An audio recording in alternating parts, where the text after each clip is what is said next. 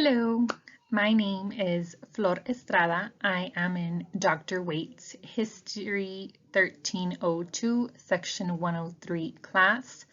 I am turning in this assignment November 14th, 2020. This document analysis will be on Woman and the New Race document.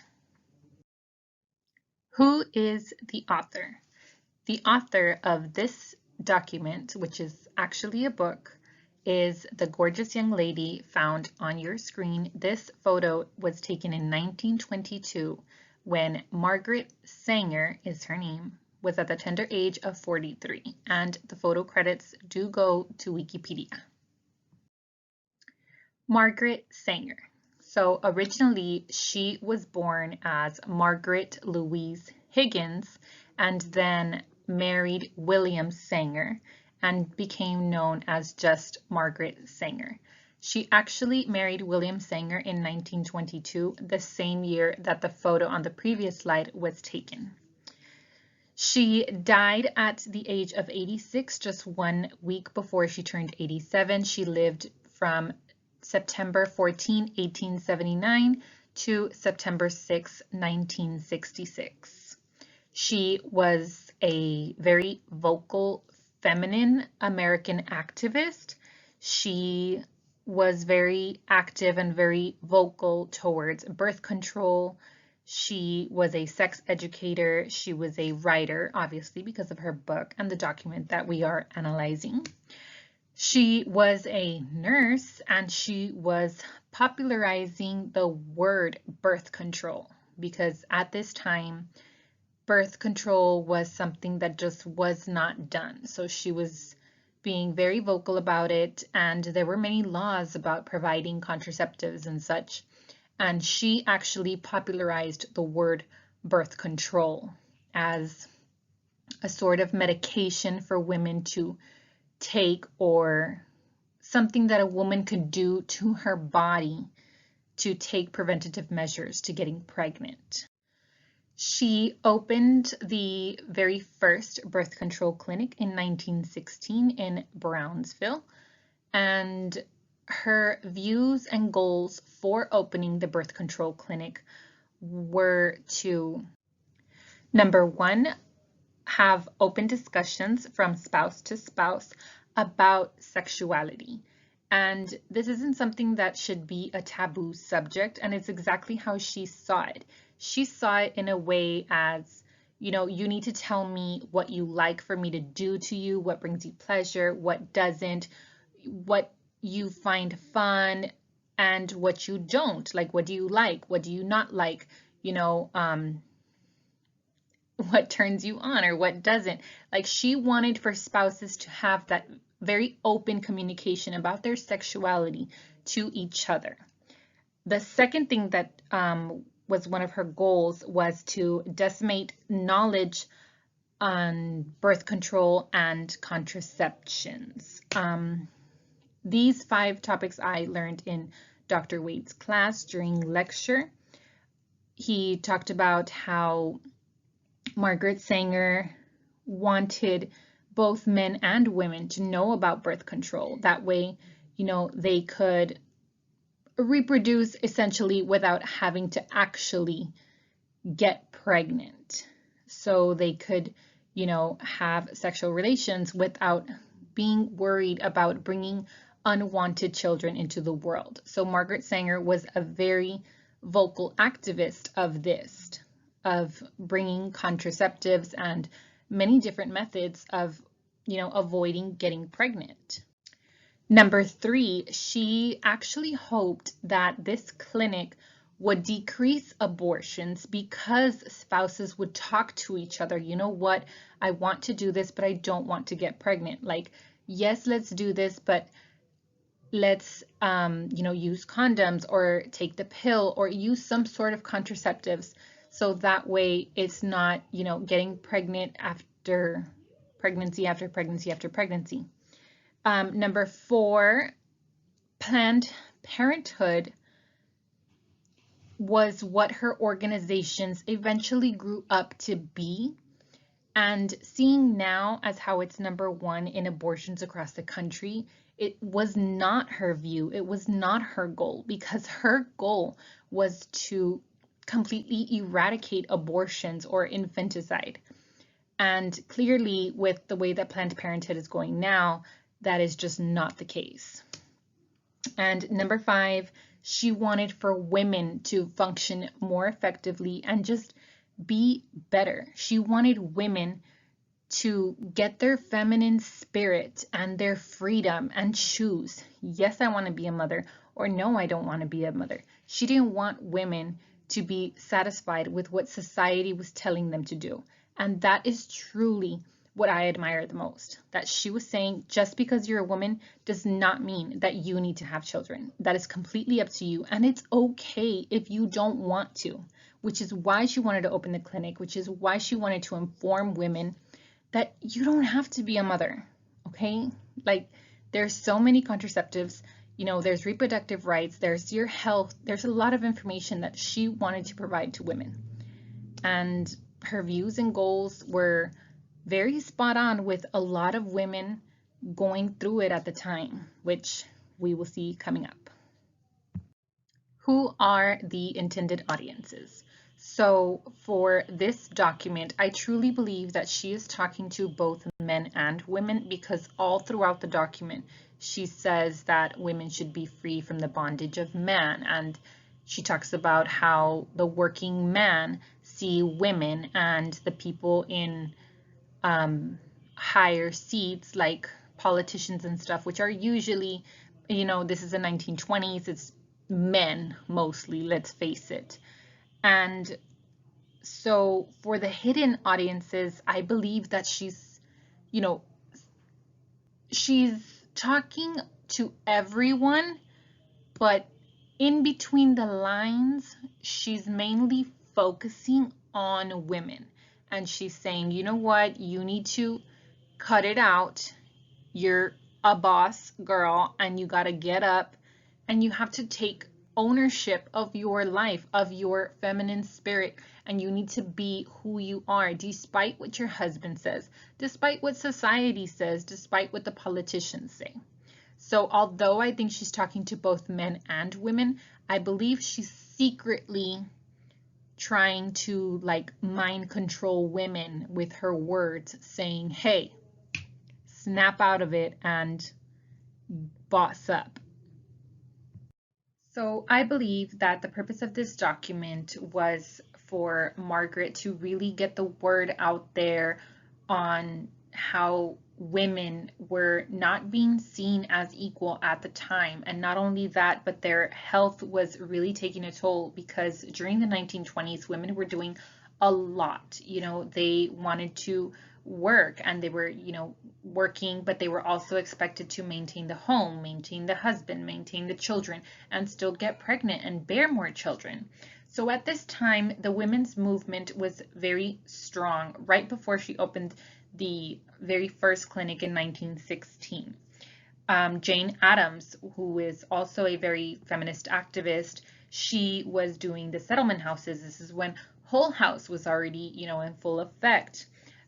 Workplace reform was also going on at this time, and the Triangle Shirtwaist Fire happened, where there were 146 deaths, and all these women just died because they were not being listened to. Their working conditions were just not adequate. They were jumping off the building. It was truly horrible. And we saw this video in class. We learned about the Triangle Shirtwaist Fire in class during lecture, and it was honestly so sad. And I now see why Margaret wanted for women to be better feminists and take control of their lives and stop saying, well, you know what, these are the working conditions that we're putting for you women. You either work or you don't. Like, no, just like how men were doing labor strikes and they were doing workplace reform, they were doing all these things, women can have their own movements as well. Unfortunately, the Triangle Shirtwaist Fire from 1911 was a big tragedy, but a little ray of sunshine, unfortunately, through that storm was that sprinklers were, installed in a lot of places. And then many men and women, you know, started the feminist movement where, what, women need adequate working conditions and women need the 8-hour working laws too. And feminism started to really rise during this time with the settlement houses and then, of course, with the women's movement. Again, I also think that she just wanted to provide information. She wanted women to really know about their reproductive health, how bearing children time after time after time again was not healthy for you. Your body, your organs are not healing as fast as they should because you're not giving them time to recover. So she really wanted to inform women and men, like, this is your wife. You took her as your wife. You should be taking care of her, not making her bear children, making her sick all the time. Her immune system is not catching up. Her organs are not catching up. Her body is just failing on her because she cannot provide the nourishment for herself, let alone a child who's sucking all the nutrients out of her. And this goes hand in hand with the health. Like, she really just wanted women to be healthy, live longer, fruitful lives, and enjoy the children that she already had. She, again, also wanted to avoid abortions and infanticide. On page 14 of Margaret's document, it says, most women who belong to the workers' families have no accurate or reliable knowledge of contraceptives and are therefore bringing children into the world so rapidly that they, their families, and their class are overwhelmed with numbers. And she also mentions in the document that this is why women commit infanticide, or there's a woman in this document who tells her account where she had so many infant losses, and unfortunately she prayed and prayed for her child to die during labor because she just did not want them, and she had no other methods of contraceptives. And this was the purpose of this book. This was the purpose of Margaret Sanger doing what she was doing, to provide information, to provide knowledge, to open the eyes of the men and women who were doing such atrocities. What is the overarching thesis? I believe that the overarching thesis is, therefore, let this book be read. Let it be read by every man and woman who can read. And the sooner it is not only read but acted on, the better for the world. This phrase can be found on page 2. And I believe that it is because all throughout the book, she talks to both men and women. And she says that for the change to actually come about, both men and women need to make that change. What are the author's supporting arguments for this thesis? I found 2 very good supporting arguments for the thesis that I believe she wrote. And the first, it can be found on page 4.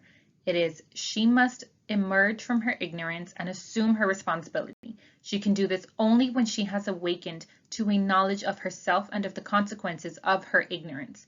The first step is birth control. Through birth control, she will attain voluntary motherhood.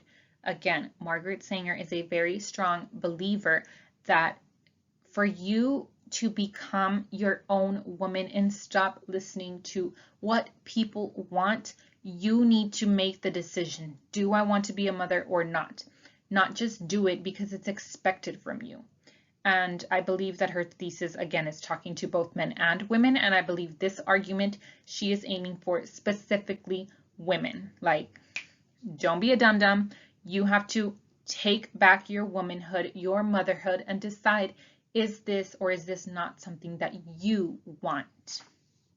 Another supporting argument that I feel really supported the thesis that I consider to be her thesis is, no matter how much they desire children, no man and woman have a right to bring into the world those who are to suffer from mental or physical affliction.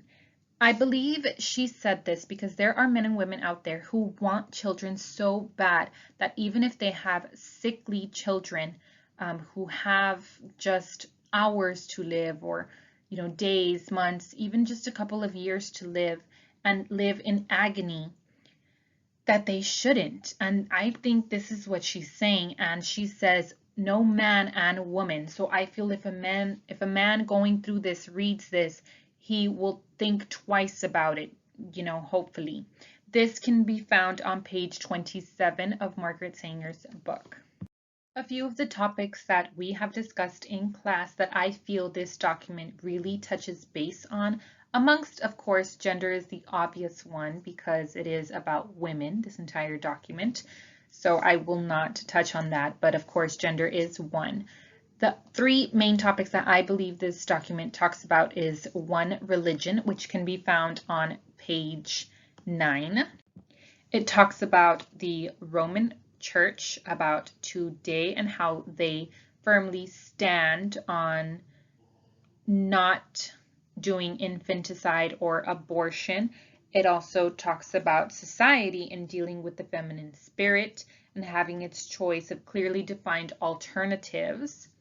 And on the term of economics, on page 17, it talks about how poverty rates affect infanticides and how in China, although it has not been confirmed at this time by Chinese people, but they did claim, and we now know that it is true, because of the lower working class or homeless classes, that are bearing children, they cannot afford the medical care, they cannot tell if they're having a boy or a girl. They have the baby, and as soon as it is born, if it is a girl, they just end that little child's life.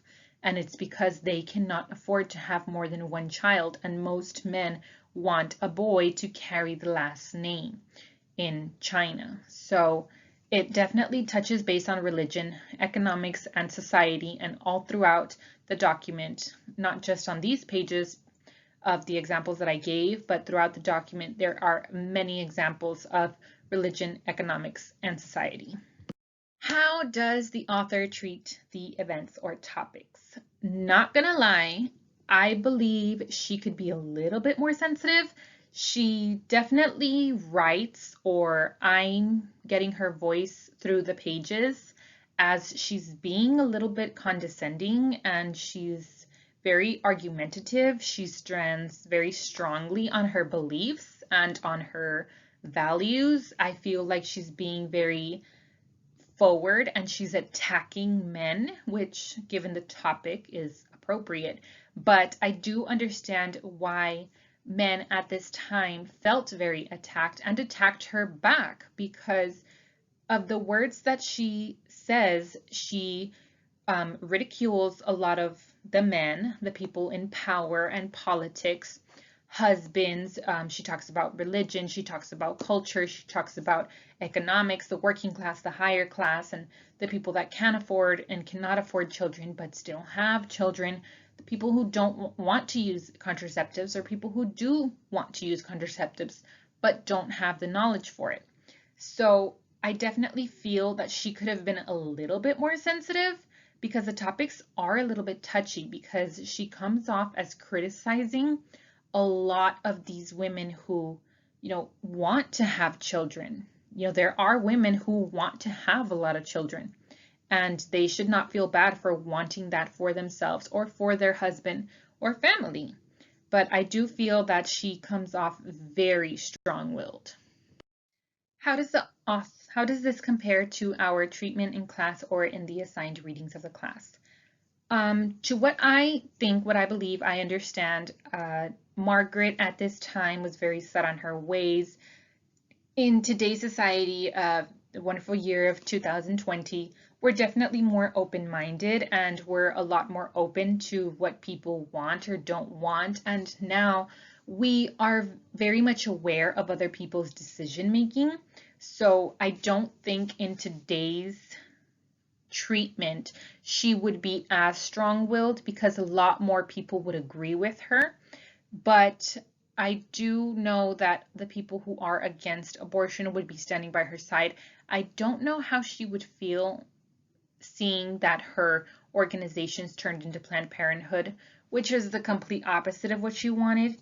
But I definitely feel that she would have not have to be so aggressive with her methods in attacking people in today's, treatment with the things that we talk about in class. Does the author present any information on how others reacted to these topics or events at the time? Of course, this is Margaret Sanger, and she was not going to keep her mouth shut. So on page 78, word for word, she says, leagues were formed to organize those who favored changing the laws. Lectures were delivered throughout the United States. Articles were written by eminent physicians, scientists, reformers, and revolutionists. Debates were arranged. Newspapers and magazines of all kinds, classes, and languages gave the subject of birth control serious attention. So, nevertheless, she did talk about what was going on at the time. This was, of course, after her trial case and everything that happened with her, which we will get into. So, what additional information do we gain on your chosen topics from the source? Let me tell you. At this time, there was laws saying that women could not prevent themselves from getting pregnant or giving birth. So basically, back alley abortions is what they called it at the time, is what women would do. So when people found out that Margaret Sanger was helping out the common woman in, contraceptives, providing information and such, the court basically took a ruling against her. And so she says on page 79, I was a nurse and not a physician. The court incidentally held that under the laws as they now stand in New York, any physician has a right to impart information concerning contraceptives to women as a measure for curing or preventing disease. Again, in the year 2020, we know that contraceptives do not prevent diseases or cure them. So at the time they were saying, oh yes, I'm giving them these contraceptives because it could prevent or cure diseases, but we now know that that is not true. So anyway, her appeal, it says the United States Supreme Court threw out my appeal without consideration for the merits of the case. Because again, everybody hated her because she was providing the information even though it was against the law. So I believe that that is additional information that you can gain on the chosen topic from my source. What sort of biases might the author have had in his or her perception of the topics? I'm going to be honest, and I'm going to say that the author was super biased against women because let's face it, there had to be, in all the millions and billions of people in the United States in the 1920s, do you really think there was not a single man or handful or dozen men who supported her cause? And it seems throughout this entire document that she just blamed men, and I believe that she did blame men. So I feel like if men were to say, hey, you know what, I'm with your cause, give me a poster, what can I do to help? She'd be like, excuse me, sir, no, you can't sit with us. And I feel that is very biased of her because I did not see a single positive sentence in this entire book about men. And there were probably some men who wanted to back her up. So was she biased? I say yes. Finally, what can we as Americans in 2020 learn from the author about life and how the author faced their trials? I believe that she was treated very unfairly because she just wanted to bring information about health and reproductive rights towards women. I feel that even before the Brownsville Clinic opened, people were already, attacking her and hated her. And even today, people hate her. And Planned Parenthood has been, petitioning to remove her name off of buildings. So even today, 2020, and in the 1920s, 100 years later, I believe that she is still being treated very unfairly. She was very hard-headed though, and she did speak, very openly about her views, and she was very aggressive. I will have to say that that probably didn't help her cause, but the decision on her case, was just very sad because she was just trying to bring awareness to women, and she wanted them to live longer and healthier lives. So, I mean, I feel that that's something that we can all learn from about her, that just because you're doing the right thing does not mean that people were going to get on board and society is going to back you up. It just doesn't work that way, and we can see it through Margaret Sanger, Woman in the New Race.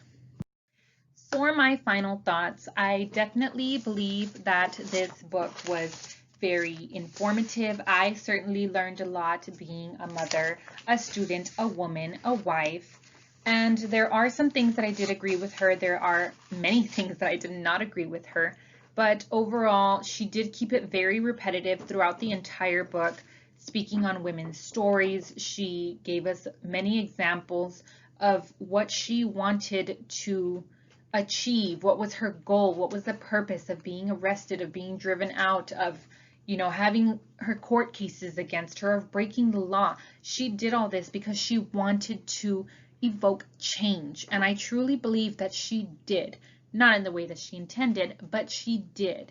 And so I'm very proud to have picked this topic. I'm very happy with what I learned, and I feel like I can actually bring information about this topic to other women. So I'm very proud of that.